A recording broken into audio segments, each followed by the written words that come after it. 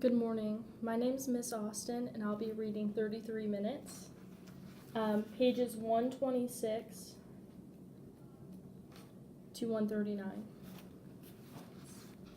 12:33. Okay, so maybe by this point you doubt that Morgan and I were really friends at all by the start of this school year. Sure, you say, kickball in first grade, sand castles and slushies at the beach in second grade, Lego blocks and skateboards in third grade, a trip to Chicago with his family in fourth grade, SpongeBob and sleepovers in fifth. Fine. But middle school? What do you guys have in common at this point? Nothing, you say. He's popular, you're not. He couldn't care less about studying. You like hanging out at bookstores. He's tall enough to ride the Millennium Force roller coaster at Cedar Point. You wish booster seats were considered cool and made available in the cafeteria. Maybe you were still friendly in sixth grade. Maybe you were the final kid added to his birthday list last year. Someone else canceled and the bully alley needed at least 10. Maybe you got assigned to do a science project together this year, which got you on one final Sunday afternoon at his house. Maybe he's been that kind of friend lately, but a best friend? Sam Lewis, you say. Come on, who are you kidding? Well, to all the doubters out there, I have a short and simple and totally awesome answer. Alien Wars. If you know what Alien Wars is, you may skip to the next paragraph and feel free to devote the time you save by not reading the following sentences to appreciate Alien Wars once again. If you are not familiar with Alien Wars, find the nearest chalkboard and write on it 100 times, I promise to get Alien Wars right away and play it all the time. Wait, no, forget that. You've already waited long enough. Skip the chalkboard part and just go get to it already. And then play, all the time, until your thumb hurts. Then take a 3-minute break. Then continue playing. Then play through the pain. It's worth it, trust me. I'd remind you to scream with joy. Alien Wars is the best game ever. But I'm pretty sure you won't have much trouble remembering that one. Alright, so how can I put this? Alien Wars is the very most extremely bestest, awesomest first-person shooter game of all time, which means that what you see on the screen is what your player sees, and your player just so happens to hold a too awesome to believe weapon, your player who has no choice but to shoot pretty much everything that shows up on the screen. Because it's the 24th century and you're Vico Paz, a half-man, half-alien super soldier, defending the Interstellar Alliance against the dreaded Galactic Federation. Curses to you, Galactic Federation. Okay, I'm doing my best right now to resist spending the next 7 hours explaining the entire game to you. So let's put it this way.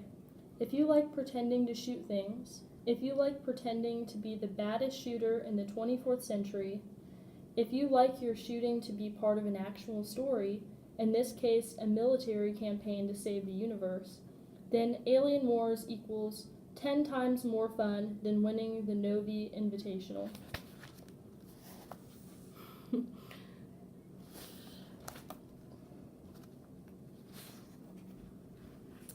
And, oh yeah, Alien Wars allows multiplayer campaigns, meaning that 2 people, such as more Sam, can play together.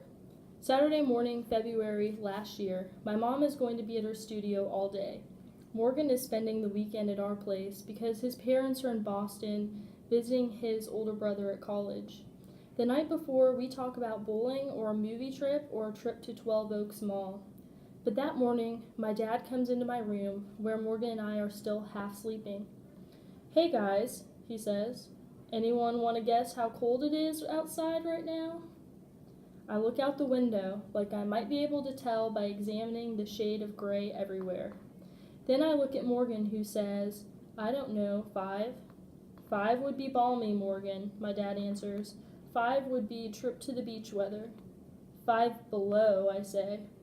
Getting there, my dad says. How does 14 below sound? And that's without the wind chill. So, sorry guys, but you'll have to come up with an indoor plan. We're not going anywhere. I've had a major deadline anyways. And then he turns around and leaves the room. We look at each other for a few minutes. Hey Lou, Morgan says, pay you $5 to go outside in your underwear. I'll pay you $10 to go outside in mine, I smile. Nasty! No way! He gets up and drags me by the foot out of my bed. What are we going to do all day? I think for a bit, then start nodding my head. Alien Wars, marathon. This particular Saturday in February will forever be known as the absolutely most amazing day ever. On Tamade, Morgan and I became the greatest Alien Wars team in the history of great Alien Wars teams. Morgan starred as Vico Paz. I co-starred as Keddy Bolligan. Our matching skills, my knowledge of landscapes, weaponry, and our adversaries, not to mention timing with smart bombs, Morgan's finger strength, eye-hand coordination, and extremely large vocabulary when it comes to yelling things at our enemies, things I definitely can't repeat here, made us the perfect team. I navigated and provided backup, allowing Morgan to focus his energies on killing anyone who messed with us.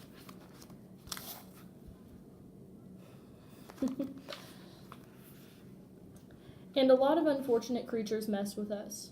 We saved the universe that day. At approximately 7:30 p.m. that Saturday, yes, that would be 9 hours later, 9 hours, 3 pizzas, 2 bags of Cheetos, and 4 liters of Mr. Pibb later, to be exact, Vico Paz and Keddy Bolligan reached the final battle on the desert planet Pulsar.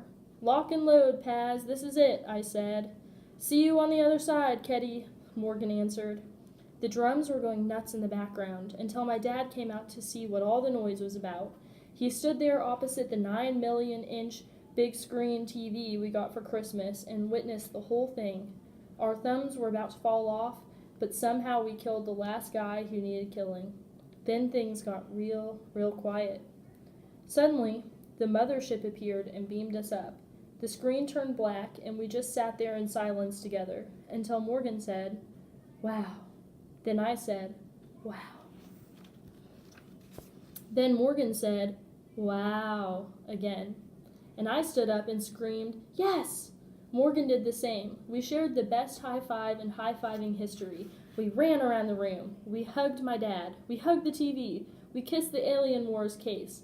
We each took an empty 2-liter bottle of Mr. Pibb and started bashing each other over the head in celebration, screaming, "Yes!" the whole time. And then we were silent, because sometimes words just ruin things. Right then, I felt every bit as good as I felt when I found out I scored in the 97th percentile on the PSAT as a 6th grader, which is this huge test you're not even supposed to take until 10th grade. I felt like the king of the universe on Tamade. I really did. Actually, I felt even better on Tamade than I did after conquering the PSAT. I felt like one of two kings, like a king who wouldn't be a king without the other king. We were the perfect team on Tamade. No one bothered us, no one pitted one of us against the other, and no one cared one bit what he couldn't do. Morgan didn't care that he never knew exactly where we were in the galaxy, because he knew I knew. And I didn't care that I have this annoying habit of pressing the X button instead of the Y, because I knew Morgan would clean up my mistakes. We played together, we won together. But we don't play together anymore. Don't get me wrong. Scoring in the 97th percentile on the PSAT as a 6th grader is a pretty big deal, since it means I might be smarter than 97 out of 100 16-year-olds. Great. Now you probably think I'm bragging again, too. So, okay, first thing, I don't exactly mean smarter, or not just smarter, because, well, I actually study this stuff a lot. I mean, it's not like anyone is born knowing geometry. Look, I like math. There, I admit it. I, Sam Lewis, like math. Heck, I love it. I love the numbers and the rules and the way an equation looks once you've worked it all out and double-checked that everything's right. Which is one more thing I can't really tell anyone. It seems like everyone at this stupid school thinks I'm either a loser, nerd, or a conceited brainiac or a lucky freak. The only people other than Mr. Glassner and the arithma weirdos I could tell about the PSAT were my parents, and they didn't act that surprised, even if they did take me out for ice cream to celebrate. The problem with my parents is they both have this funny way of thinking that my scores and my grades are the only thing they really need to know about me.